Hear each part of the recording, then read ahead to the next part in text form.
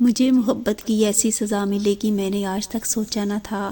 جس عذاب سے میں گزر رہی تھی وہ عذاب میرے لیے ساری زندگی کے پچھتاوے سے بھی بہت بڑا تھا۔ مجھے اس شخص سے بات کرتے ہوئے 8 دن گزر گئے تھے۔ اس کی آواز ایسی سحر انگیز تھی کہ میں تو اس کی آواز کے جادو میں کھو کر رہ گئی تھی۔ اس کی باتوں نے میری نیند ہی اڑا کر رکھ دی تھی۔ کون کہتا ہے کہ مرد عورت کی محبت میں پاگل ہو جاتا ہے، دیوانہ ہو جاتا ہے، مرد اس کا عاشق بن جاتا ہے؟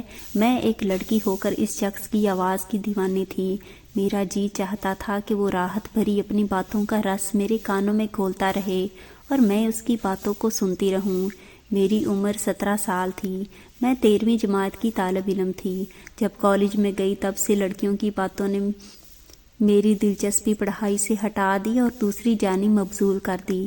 میرے دوست نے اکثر مجھے اپنے بوائے فرینڈز کے بارے میں کہانیاں سناتی تھیں۔ میں بڑی دلچسپی سے ان کی باتیں سنتی تھی۔ ایک بار میری دوست شمائلہ مجھ سے کہنے لگی کہ تم کیا خاموشی سے ہماری باتیں سنتی رہتی ہو، تم بھی تو کوئی داستان سناؤ۔ اس کی بات سن کر میں نے ایک ٹھنڈی آہ بھری۔ میں نے کہا میری کون سی داستان ہے، میرا ایسا کوئی چکر نہیں ہے۔ میری بات سن کر اس نے حیرت کا اظہار کیا۔ کہنے لگی میں ہانیہ تم اتنی خوبصورت ہو، ایسا کیسے ممکن ہے کہ کوئی لڑکا تمہارے حسن کا اسیر نہ ہو؟ میں نے کہا کہ میں نے کبھی کسی کو دیکھنے کی کوشش نہیں کی۔ سچ تو یہ تھا کہ اندر ہی اندر مجھے ان سب باتوں سے ڈر بھی لگتا تھا۔ وہ مجھے کہنے لگی تم تو پاگل ہو، ارے تمہارے محلے میں ادھر ادھر کے بہت سے لڑکے ہوں گے، انہیں دیکھا کرو، ان کو دیکھ کر سمائل پاس کیا کرو۔ اب وہ دور نہیں ہے کہ لڑکے لڑکیوں کے پیچھے پیچھے گھومتے رہیں۔ جب تک لڑکوں کو لڑکیوں کی طرف سے رسپانس نہیں ملتا وہ آگے نہیں بڑھتے۔ اس کے بعد میں گھر آ کر جب رات کو سونے کے لیے اپنے کمرے میں لیٹی تو مجھے لگا کہ شمائلہ کی بات ٹھیک ہے۔ میری سب دوستوں کی کسی نہ کسی سے دوستی ہے، کسی کی اپنی کزن کے ساتھ افیئر چل رہا ہے، کسی کا محلے میں ہوں اتنی خوبصورت ہونے کے باوجود میرا کوئی بوائے فرینڈ ہے ہی نہیں۔ دوستی کرنے میں تو کوئی حرج نہیں ہوتا، بس ایک دوستی ہی تو کرنی ہے۔ میرے والد اور والدہ دونوں ہی جاب کرتے تھے۔ میں عمر کے جس حصے میں تھی مجھے اپنی والدہ کی توجہ کی ضرورت تھی تاکہ وہ مجھے اچھا اور برا سمجھا سکیں، لیکن ان کے پاس تو وقت ہی نہیں تھا۔ میرے والد اور والدہ دونوں ہی آفس میں جاب کرتے تھے اور شام کو وہ گھر آتے تھے تو میری امی کچن کے کاموں میں مصروف ہو جاتی تھیں، ابو اپنی مصروفیت میں بزی ہو جاتے تھے۔ پورا دن بس مجھے یہی انتظار رہتا کہ کب میرے والدین گھر آئیں اور میں ان سے باتیں کروں، لیکن یہ موقع مجھے نہیں ملتا تھا۔ 10ویں جماعت تک تو میرے دل میں تھا کہ میں رومانٹک باتیں کروں، لیکن یہ موقع مجھے نہیں ملتا تھا۔ 10ویں جماعت تک تو میری دلچسپی اپنے کورس کی کتابوں میں تھی، لیکن کالج میں آ کر میں رومانٹک ناول پڑھنے لگی۔ اپنے دوستوں سے چھپ چھپا کر میں رومانوی رسالے اور ناول لے کر آتی تھی، لیکن جب میں ان کو پڑھتی تھی تو ہیرو ہیروئن کے بے باک سے سین پڑھ کر اور غیر اخلاقی قسم کی تحریر پڑھ کر میرے دل میں کچھ الگ سے جذبات ابھرنے لگتے تھے۔ کئی بار تو ہیرو ہیروئن کے ایسے سین رسالے میں لکھے ہوتے ہیں جنہیں پڑھ کر میرے پسینے چھوٹ جاتے تھے۔ ایک بار میرے موبائل ایک ان نون نمبر سے کال آئی۔ رات کا 1 بج رہا تھا۔ میں نے فون اٹھایا تو مردانہ آواز تھی۔ آواز کیا تھی، جادو تھا اس شخص کی آواز کا۔ اس کے بات کرنے کا انداز ایسا تھا کہ میں چاہ کر بھی فون بند نہیں کر سکی۔ وہ مجھ سے کسی کے بارے میں پوچھ رہا تھا کہ کیا یہ ان کا نمبر ہے؟ میں نے کہا جی نہیں۔ پھر کہنے لگا کہ پھر یہ کس کا نمبر ہے؟ اصولاً اس کے اس سوال پر مجھے فون بند کر دینا چاہیے تھا یا کہہ دینا چاہیے تھا کہ یہ رانگ نمبر ہے، لیکن میں نے جھٹ سے اپنا نام بتا دیا۔ میں نے کہا یہ میں ہانیہ بات کر رہی ہوں۔ میری یہ بات سن کر وہ ہنسنے لگا، کہنے لگا آپ کی آواز تو بہت اچھی ہے، مجھ سے دوستی کریں گی؟ یہی سن کر تو وہ میرے دل کی رفتار بے لگام گھوڑے کی طرح سے بھاگی تھی۔ نہ میں نے اسے کوئی جواب دیا، نہ ہی میرا دل چاہا کہ میں فون بند کر دوں۔ مجھے اپنی دوست شمائلہ کی بات یاد آنے لگی کہ اگر ایسا موقع ملے تو ہاتھ سے جانے مت دینا، ارے یہی تو دن ہوتے ہیں انجوائے کا۔ بعد مجھے اپنی پڑھی کہانی کا ایک سین یاد آنے لگا جہاں ہیرو ہیروئن کی محبت کی داستان ایک ٹیلی فونک رابطے سے شروع ہوتی ہے۔ میں نے کہا میں آپ کو جانتی نہیں ہوں تو دوستی کیوں کروں؟ میں نے جان بوجھ کر بات بڑھائی تھی۔ وہ کہنے لگا اسی لیے تو کہہ رہا ہوں کہ دوستی کر لیں، دوستی کریں گی تبھی تو جان پہچان بڑھے گی۔ میں نے کچھ تردد اور نخرہ دکھانے کے بعد اس سے دوستی کرنے کی حامی بھر لی۔ میں بے حد خوش تھی، مجھے تو یوں لگ رہا تھا جیسے کہ میں نے پوری دنیا کو فتح کر لیا ہو۔ بہرحال گناہ کی لذت ہی ایسی بری چیز ہوتی ہے، جتنا گناہ کرنے لگو اسے کرنے میں مزہ آنے لگتا ہے۔ مجھے ساتھ بھی ایسا ہی ہو رہا تھا۔ پچھتاوا تو انسان کو بعد میں ہوتا ہے۔ مجھے ابھی 8 دن ہی اس شخص سے بات کرتے ہوئے تھے کہ اس نے جو فرمائش میرے سامنے رکھی، میں تو سمجھ ہی نہیں پا رہی تھی کہ جواب کیا دوں۔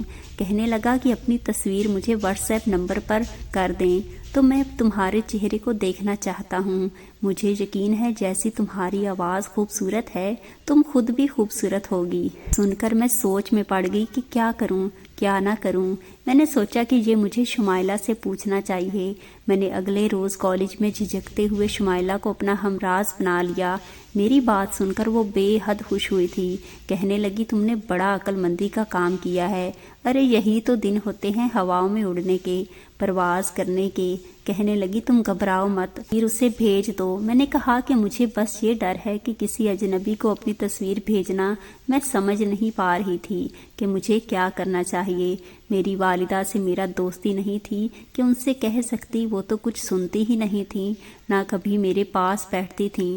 بس جب بھی ان سے بات کرنے کے لیے ان کے پاس بیٹھتی، وہ اپنے پرس میں سے ڈھیر سارے پیسے نکال کر مجھے پکڑا دیتی، کہتی تھی اور ضرورت ہو تو بتا دینا، اپنی پڑھائی پر توجہ دو۔ اس کے بعد وہ اپنے کمرے میں چلی جاتی۔ میرے والد بھی بس کھانے کے دوران ہی مجھ سے کچھ دیر بات کرتے تھے، اور وہ بھی یہ تمہاری پڑھائی کیسی جا رہی، سب ٹھیک ہے نا، پیسوں کی ضرورت تو نہیں، مجھے ضرور بتانا۔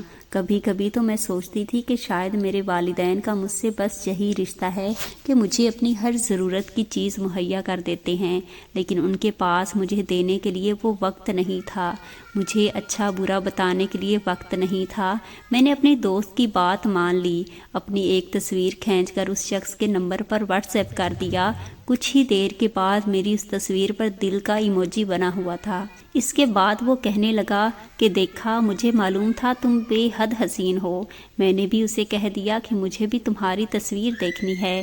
وہ کہنے لگا کہ تمہیں میں تصویر نہیں دکھاؤں گا، میں تو تمہارے ساتھ ہوں۔ اب اکثر وہ مجھ سے میری تصویریں مانگتا اور میں اسے دے دیتی، لیکن ایک بار بھی وہ مجھ سے کہا کہ اگر تم کالے رنگ کی میکسی پہنو تو اور بھی زیادہ حسین لگو گی۔ کبھی کہتا کہ سرخ رنگ تم پر بہت اچھا لگے گا۔ یہ سن کر میں بلش ہو جاتی تھی۔ اب اس کی باتیں میرا چین چرانے لگی تھیں۔ اس کی محبت میں دھیرے دھیرے اس قدر گرفتار ہو چکی تھی کہ لگتا تھا اس کے بغیر میں جی ہی نہیں پاؤں گی۔ اس کی باتیں میرے ہوش اڑانے لگ گئی تھیں۔ چند ماہ بعد ہی 12ویں کے پیپر ہو گئے۔ اب میں 14ویں جماعت میں آ گئی تھی۔ میری عمر ابھی 18 سال کی ہو گئی تھی۔ جب میں نے اس شخص کو بتایا کہ میں 18 سال کی ہو گئی ہوں تو کہنے لگا کہ مجھے اپنے گھر کا پتہ بتاؤ، میں تمہیں ایک بہت قیمتی تحفہ بھیجوں گا۔ لیکن میں پتہ بتانے سے کترانے لگی۔ میرے اندر کہیں نہ کوئی خوف ضرور ہوتا تھا، لیکن جب بھی شمائلہ سے مشورہ مانگتی وہ کہتی کہ دے دو، وہ تم سے اتنی محبت کرتا ہے، تمہیں اس کی محبت پر شک نہیں کرنا چاہتا۔ میں نے اس شخص کو اپنا پتہ بتا دیا، لیکن میں نے کہا کہ مجھے وہ دن کے وقت اس نے کہا یہ تمہیں تمہارا تحفہ چند دن میں مل جائے گا۔ صبح سے مجھے شدت سے اس تحفے کا انتظار تھا۔ دوپہر کے وقت ایک شخص دروازے پر دستک دینے لگا۔ میں فوراً سے دروازے کے پاس بھاگ کر آئی، پوچھا کہ کون ہے؟ کہنے لگا آپ کا تحفہ آیا ہے۔ میں نے فوراً سے دروازہ کھولا۔ وہ ایک 50-55 کے لگ بھگ شخص تھا کہ ہاتھ میں ایک گفٹ پیک تھا۔ میں نے وہ گفٹ پیک پکڑ لیا۔ مجھے لگا کہ وہ TCS والا ہوگا۔ اس شخص کی تیز نظروں نے مجھے نروس کر دیا تھا۔ میں نے ناگواری سے اس کی طرف دیکھا اور میں نے دروازہ بند کر دیا۔ جب وہ تحفہ اپنے کمرے میں جا کر کھولا تو میرے ہوش اڑے۔ وہ ایک بہت ہی خوبصورت میکسی تھی جو کہ لائٹ پنک کلر کی تھی، لیکن اس کا گلا آگے پیچھے دونوں طرف سے کافی گہرا تھا۔ مجھے وہ میکسی تو بے حد پسند آئی تھی، لیکن میں یہ سوچ رہی تھی کہ اگر میری والدہ میری الماری میں دیکھ لے گی کہ اتنی فینسی میکسی تمہارے پاس کہاں سے آئی ہے تو میں نے کیا جواب دوں گی۔ میں ابھی یہی سوچ رہی تھی جب میرے موبائل پر بیل بجنی شروع ہو گئی۔ دیکھا تو ارحم کا نمبر تھا۔ اس لڑکے کا نام ارحم تھا۔ میں نے فوراً سے مسکراتے ہوئے فون اٹھا لیا۔ کہنے لگا تو میں تمہارا تحفہ پسند آیا؟ میں نے کہا ہاں، مجھے تحفہ بہت پسند آیا۔ کہنے لگا تو پھر تحفہ دینے والے کا حق بھی ادا کرو۔ میں اس کی بات سمجھ نہیں پائی۔ وہ کہنے لگا کہ مجھے تمہیں اس لباس میں یہ سن کر تو میں گھبرا گئی۔ میں نے کہا تم کیسے دیکھ سکتے ہو؟ وہ کہنے لگا ویڈیو کال پر دیکھوں گا۔ دیکھو انکار مت کرنا ورنہ میں تم سے ناراض ہو جاؤں گا۔ میں تیار ہو گئی، دوپٹہ بھی لے لیا۔ جیسے ہی ویڈیو کال کی بیل بجی میرا دل زوروں سے دھڑکنے لگا۔ میں بے حد نروس ہو رہی تھی، پہلی بار اسے یوں روبرو دیکھنا تھا۔ دل میں تو میرے بہت اشتیاق تھا کہ میں دیکھوں گی وہ کیسا ہے۔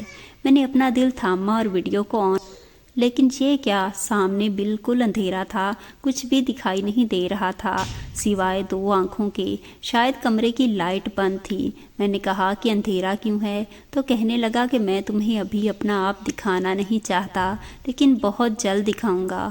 وہ میری تعریف کرنے لگا، کہنے لگا میں نے جتنے بھی تصور میں باندھے تھے تم اس لباس میں ایسی لگو گی ویسی لگو گی، لیکن میرے سارے تصور تمہارے حسن کے سامنے کوئی اہمیت نہیں رکھتے۔ کہنے لگا اپنا دوپٹہ اتارو، مجھے تمہیں بنا دوپٹے کے دیکھنا ہے۔ یہ سن کر میرا دل دھک سے رہ گیا۔ میں نے انکار کر دیا۔ کہنے لگا آج تمہاری نہیں سنوں گا، بس وہ کرو جو میں کہہ رہا ہوں، ورنہ میں تم سے ناراض ہو جاؤں گا، کبھی بھی فون نہیں کروں گا، تم سے بہت دور چلا جاؤں گا۔ میں اس کی ناراضگی برداشت نہیں کر سکتی تھی، اس لیے میں نے اپنا دوپٹہ اتار دیا۔ اس کے بعد وہ مجھ سے فرمائشیں کرتا رہا اور میں وہی کرنے لگی۔ باہر دروازے کی دستک میں بری طرح گھبرائی۔ میں نے فوراً سے فون بند کر دیا، اپنا لباس جلدی سے تبدیل کیا اور باہر چلی گئی۔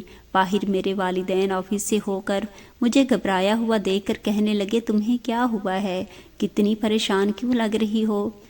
میں نے نفی میں سر ہلا دیا، کہا کہ نہیں میں بالکل ٹھیک ہوں۔ بات یوں انہی دنوں میری والدہ نے مجھے کہا کہ ہمیں کسی کے گھر دعوت پر جانا ہے، تیار ہو جانا۔ کافی شاندار دعوت کا اہتمام تھا جہاں میں اپنے والدین کے ساتھ شاید پہلی بار گئی تھی، ورنہ وہ لوگ اکیلے ہی جاتے تھے، کبھی مجھے اپنے ساتھ نہیں لے کر گئے تھے۔ کافی اچھی دعوت تھی، لیکن چند دن کے بعد میری والدہ نے جو کچھ مجھ سے کہا میں تو ہکا بکا انہیں دیکھتی رہ گئی۔ کہنے لگی کہ دعوت پر موجود میرے والد کے ایک دوست نے مجھے اپنے بیٹے کے لیے پسند کر لیا ہے اور میری والدہ بہت جلدی میری منگنی اس سے کر دیں گی۔ یہ سننا تھا کہ میں رونے لگی۔ میں نے کہا مجھے شادی نہیں کرنی۔ میری والدہ کہنے لگی کیوں نہیں کرنی؟ دیکھو ہم تمہاری ابھی شادی نہیں کریں گے جب تک کہ تمہاری تعلیم مکمل، لیکن رشتہ تمہارا یہیں پر ہوگا جہاں ہم چاہتے ہیں۔ وہ لوگ بہت امیر ہیں، تمہیں بہت اچھی زندگی دیں گے، لیکن اس وقت شاید بات میرے اختیار سے باہر نکل چکی تھی۔ میں تو اس شخص کی محبت میں پاگل ہو چکی تھی۔ میں نے کہا میں کسی اور کو پسند کرتی ہوں، اسی سے شادی کروں گی۔ یہ سن کر تو میرے والد آپے سے باہر ہو گئے، مجھے تھپڑ مارا۔ میری والدہ سے کہنے لگی ہم اس کے لیے دن رات محنت کر رہے ہیں، یہ نہ جانے کن محلے کے آوارہ لڑکوں سے عشق کرتی پھر رہی ہے۔ میری والدہ بھی مجھے برا کہنے لگی، لیکن میں روتے ہوئے یہی کہہ رہی تھی کہ میں اس کے علاوہ کسی سے بھی شادی نہیں کروں گی۔ میری والدہ مجھے بازو سے پکڑ کر میرے کمرے میں لے گئی، مجھے میرے کمرے میں بند کر دیا، کمرہ باہر سے لاک کر دیا۔ جیسے ہی رات کو ارحم کا فون آیا میں نے ساری باتیں اسے بتا دیں۔ یہ سن کر ارحم کہنے لگا میں تم سے نکاح کرنا چاہتا ہوں۔ یہ سن کر اندر میں پریشان ہو گئی۔ میں نے کہا ارحم یہ کیسے ممکن ہے، میرے والدین نہیں مانیں گے۔ وہ کہنے لگا میں کل ہی تم سے نکاح کر لوں گا، وہ بھی فون پر، یہی نکاح خواہوں کو بلاؤں گا۔ میں نے کہا ایسے کیسے ہو سکتا ہے، مجھے کمرے میں لاک کر دیا گیا ہے، میں گھر سے بھاگ نہیں سکتی۔ وہ کہنے لگا فون پر نکاح کروں گا، یوں نکاح ہو جاتا ہے۔ میں تو ہر کسی بات سے واقف نہ تھی، اس لیے مجھے یہی حل نظر آیا، کیونکہ ایسے تو میرے والدین کبھی نہیں مانتے۔ اگلے روز ویڈیو کال پر ہی میرا نکاح ہو گیا، لیکن اسے میں نے ابھی بھی نہیں دیکھا تھا، صرف نکاح خواہ ہی مجھے نظر آیا تھا جس کے سامنے میں نے ایجاب و قبول کیا تھا۔ نکاح ہوتے ہی فون بند ہو چکا تھا۔ رات کو جب کال آئی تو ارحم کہنے لگا کہ تم اپنے والدین سے جھگڑا ختم کر لو، کہہ دو کہ تمہیں رشتے پر کوئی اعتراض نہیں، تاکہ تمہاری قید ختم ہو۔ مجھے بھی ارحم کی بات ٹھیک لگی، میں نے یہی کہا اگلے روز اپنی والدہ سے کہہ دیا کہ مجھے ان کے لائے ہوئے رشتے پر کوئی اعتراض نہیں ہے۔ میری والدہ سن کر خوش ہو گئی، مجھے گلے سے لگا کر کہنے لگی کہ جو فیصلہ ہم تمہارے لیے کر رہے ہیں بیٹا وہ بہتر ہے، تم بعد میں خود بھی یہی کہو گی۔ میں نے جو قدم اٹھانا تھا وہ میں اٹھا چکی تھی۔ چند روز میں میرے والد کے دوست اور ان کی بیوی آ کر مجھے اپنے بیٹے کے نام کی انگوٹھی پہنا کر چلے گئے۔ میرے والدین میری طرف سے دوبارہ سے بے فکر ہو گئے تھے۔ ایک دن وہ آفس گئے تھے کہ پیچھے سے ایک TCS والا آ گیا۔ میں جانتی تھی کہ TCS کے پیکٹ میں نکاح ہے جو سائن کر کے واپس کرنا ہے۔ میں نے سائن کر دیے۔ کہنے لگا آپ کو اپنا شناختی کارڈ نمبر بھی بتانا پڑے گا۔ میں نے اپنا شناختی کارڈ کا نمبر بھی دے دیا۔ ایک روز پہلے ہی میرا شناختی کارڈ بن کر مجھے ملا تھا۔ میں اپنا شناختی کارڈ دیکھ کر اپنا شناختی کارڈ نمبر اسے بتا رہی تھی۔ کہنے لگا مجھے اس کی تصویر چاہیے ہوگی۔ اس نے اپنے موبائل سے میرے شناختی کارڈ کی ایک تصویر کھینچ لی اور پھر چلا گیا۔ سارے معاملات طے ہو چکے تھے۔ چند دن بعد مجھ پر قیامت ٹوٹ پڑی۔ جب رات کے وقت ہم کھانا کھا رہے تھے تو دروازے پر دستک۔ والد نے دروازہ کھولا تو ایک 50 سالہ شخص سامنے کھڑا تھا۔ کہنے لگا میری بیوی کو میرے حوالے کر دو۔ یہ سن کر میرے والد اس سے بحث کرنے لگے۔ شور سن کر میں اور امی بھی باہر آ گئے۔ میں نے پہلے اس شخص کو نہیں دیکھا تھا۔ وہ کہنے لگا میرا آپ کی بیٹی سے نکاح ہوا ہے۔ اس کی آواز سن کر تو میں سانس لینا بھول گئی۔ وہ ارحم کی آواز تھی تو کیا ارحم ایک 50 سالہ شخص تھا؟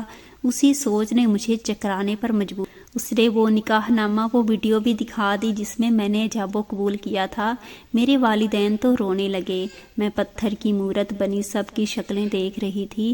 میرے ساتھ تو بہت بڑا دھوکہ ہوا تھا، لیکن یہ سب میں نے اپنی بے وقوفی میں کیا تھا، اس لیے میں انکار نہیں کر سکتی تھی۔ میرے والدین کہنے لگے کہ دفع ہو جاؤ اس شخص کے ساتھ اور دوبارہ کبھی اپنی شکل مت دکھانا۔ میں کسی بے جان وجود کی طرح اس شخص کے ساتھ اپنے گھر کی دہلیز سے باہر نکل گئی۔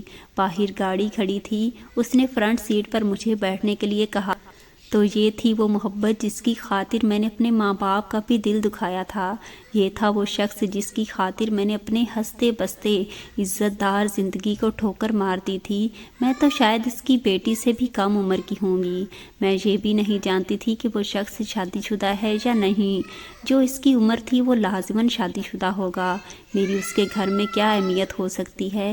کچھ بھی تو نہیں۔ پورا راستہ خاموشی سے کٹا تھا۔ گاڑی اس کے گھر کے سامنے کھڑی ہوئی۔ میں اس کی ہمراہی میں ہی اس کے گھر میں داخل ہوئی۔ پورا گھر خالی تھا۔ وہ مجھے کمرے میں لے گیا۔ آج اس کے منہ سے مجھے اپنی تعریف بری لگ رہی تھی، لیکن میں چپ تھی۔ عجیب بات تو یہ تھی کہ اس نے میری تعریف تو بہت کی، لیکن مجھ سے کوئی بھی رشتہ قائم نہیں کیا۔ وہ مجھ سے دور ہی رہتا تھا۔ 1 مہینہ لگ گیا، لیکن میں نے اپنے دل کو سمجھا لیا تھا۔ وہ شخص ایک بار بھی میرے قریب نہیں آیا تھا۔ بہرحال میں نے محبت اسی سے کی تھی۔ نکاح بھی ہو چکا تھا۔ اپنا گھر بھی میں چھوڑ چکی تھی۔ اس لیے میں چاہتی تھی کہ میں بھی ویسے ہی زندگی گزاروں جیسی عام لڑکیاں شادی کے بعد گزارتی ہیں، لیکن وہ شخص میرے قریب نہیں آتا تھا، بس محبت بھری باتیں ہی کرتا تھا۔ ایک بار وہ ہوا جس نے میرے ہوش اڑا کر رکھ دیے۔ 1 مہینے سے میں ارحم کے ساتھ اس گھر میں رہ رہی تھی، لیکن آج تک کوئی نہیں آیا تھا۔ ایک رات اس کا بھتیجا اس سے ملنے آ گیا۔ میں اس وقت کچن میں تھی، کھانا بنا رہی تھی۔ ارحم نے دروازہ کھولا تو 20 سالہ خوش شکل نوجوان گھر میں داخل ہوا اور ارحم کے ساتھ لگ کر رونے لگا۔ کہنے لگا اس نے میرے ساتھ بے وفائی کر دی چاچو۔ میں نے اسے دل و جان سے چاہا تھا، اس کے گھر رشتہ بھی بھیجا تھا، لیکن اس نے نہ جانے وہ کس کی بات کر رہا تھا۔ میں کچن سے باہر آئی تو ارحم کو میری جانب پشت تھی، البتہ اس کا بھتیجا اس کے گلے لگا ہوا تھا جو میرے سامنے تھا۔ جیسے ہی اس کی نظر مجھ پر پڑی تو کہنے لگا تم یہاں؟ میں اسے حیرت سے دیکھنے لگی۔ وہ ارحم سے پیچھے ہٹ کر مجھے حیرت سے دیکھنے ہم کہنے لگے یہ میری بیوی ہے عالیہ۔ یہ سن کر وہ ارحم کو حیرت سے دیکھنے لگا۔ کہنے لگا آپ کی بیوی؟ ارحم اسے کمرے میں لے گئے۔ میں سمجھ نہیں پا رہی تھی کہ آخر وہ نوجوان مجھے کیسے جانتا تھا۔ میں نے تو پہلی بار اس کو دیکھا تھا۔ ارحم کے کمرے سے اس نوجوان کی باتوں کی آواز آ رہی تھی۔ میں فوراً سے اس کے کمرے کے پاس باتیں میں نے سنی، میرا ہوش اڑ گیا تھا۔ وہ فارس تھا، کہنے لگا چاچو یہ عالیہ ہے جس سے میں محبت کرتا تھا، آپ کیسے اس سے شادی کر سکتے ہیں؟ میں نے ہی اس سے فون پر بات کی تھی، دوستی کی تھی، آپ اس سے محبت سے واقف تھے، پھر کیوں آپ نے یہ کہہ کر؟ وہ رونے لگا اور ہم کہنے لگے کہ جب تم نے میرے ہاتھ اس لڑکی کو گفٹ دینے بھیجا تھا، اسے دیکھ کر میں اپنے ہوش کھو بیٹھا تھا، اس لیے بہانے سے میں نے تمہارے موبائل سے تمہاری سم نکال لی۔ اس لڑکی کا نمبر مجھے سم اپنے فون پر لگاتے ہی مل گیا تھا اور تمہیں اس کا نمبر یاد نہ تھا، اس لیے ویڈیو کا حسن دیکھا تو سوچا کہ تم تو جوان جہاں ہو، تمہیں تو کوئی بھی لڑکی مل جائے گی، لیکن مجھے ایسی لڑکی نہیں مل سکتی۔ تمہاری اور میری آواز بھی ملتی تھی، اس لیے تمہارا ادھورا عشق میں نے شروع کر دیا۔ مجھے لگا تم اس لڑکی کو چند دن میں بھول جاؤ گے، لیکن جب مجھے یہ پتہ چلا کہ اس لڑکی کا باپ تمہارے باپ کا دوست ہے اور تمہارا رشتہ اس سے طے ہو چکا ہے تو میں پریشان ہو گیا، اس لیے میں نے اس لڑکی سے نکاح کر لیا، لیکن چونکہ میں نامرد ہوں، بیوی کے قابل نہیں ہوں، اس لیے اس کی خواہش تو پوری نہیں کر سکتا، لیکن وہ مجھ سے محبت کرتی ہے، اس لیے محبت کے سہارے زندگی گزار لے گی، لیکن تم واپس چلے جاؤ اور دوبارہ یہاں مت آنا، میری زندگی برباد ہو جائے گی۔ میں آج تک تم لوگوں کی خاطر بڑی قربانیاں دے رہا ہوں، آج تم سے اپنی زندگی کی خوشی مانگ رہا ہوں، انکار مت کرنا۔ اور ہم اس کے سامنے ہاتھ جوڑ کر رو کر منت کر رہے تھے، اور میں یوں تھی کہ جیسے لگ رہا تھا میں کوئی کھلونا تھی جس سے چچا اور بھتیجے نے مل کر کھیلا تھا۔ مجھے خود پر افسوس ہونے لگا، میرے باپ نے میری پرواہ کرتے، کاش میری ماں مجھے اچھے برے کے بارے میں سمجھاتی۔ میں اپنے کمرے میں آ کر پھوٹ پھوٹ کر رونے لگی، میری زندگی برباد ہو کر رہ گئی تھی۔ میری ان لڑکیوں سے گزارش ہے جو ناول اور کہانیوں کو پڑھ کر محبت کو ہی سب کچھ سمجھ بیٹھتی ہیں، کہ خدا را ماں باپ کی رضا پر سر جھکا دینا، ورنہ ہاتھ میں پچھتاوے کے علاوہ کچھ نہیں آئے گا۔ پیارے دوستو، آج کی موٹیویشنل سٹوری آپ کو کیسی لگی ہے کمنٹ میں مجھے ضرور بتائیے۔ اس طرح کی ویڈیوز مزید دیکھنے کے لیے چینل کو ضرور سبسکرائب کریں۔ ملتے ہیں ایک اور کہانی کے ساتھ، تب تک دیجیے اجازت، اللہ حافظ۔